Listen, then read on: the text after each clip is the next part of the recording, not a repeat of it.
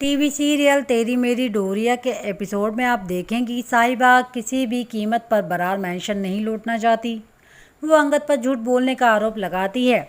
इसी बीच साहिबा को अंगद का वॉइस मैसेज भी मिलता है। अकाल और जपजोत ठान चुके हैं कि वे अंगद साहिबा के बीच दूरियों को मिटाएंगे।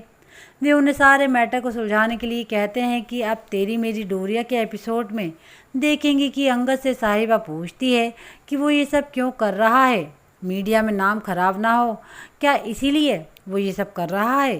अंगद को मीडिया में छपी खबरों की फिक्र नहीं है। उसे लगता है कि बाहर साहिबा सुरक्षित नहीं है। वो उससे बैठकर बात करने के लिए कहेगा। जब से साहिबा हॉस्टल में रहने गई है उसके साथ कई तरह की घटनाएं हुई हैं। तो अंगद कहता है कि जिसने इवेंट में उसका हाथ पकड़ा था शायद वही आदमी है जिसने उसे फूल भेजे थे। साहिबा का फ़ोन वहाँ रखा होता है जिसके ज़रिए रूमी उसे देख लेता है। इससे पहले उसने उसका फ़ोन हैक कर लिया था और अब वो उसका फ़ायदा उठा रहा है। अंगद उसे वापस घर आने के लिए बार बार कहता है लेकिन साहिबा जिद पर अड़ी रहती है।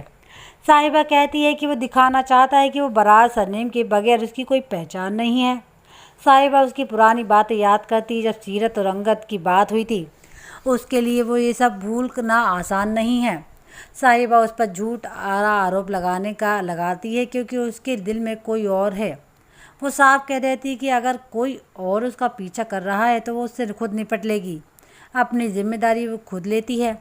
वो बरार मेंशन कभी नहीं जाएगी। साहिबा की बात सुनकर रूमी खुश हो जाता है। तब तक अकाल और जपजोत वहाँ आते हैं। साहिबा उन्हें बताती है कि वो घर वापस नहीं जाएगी।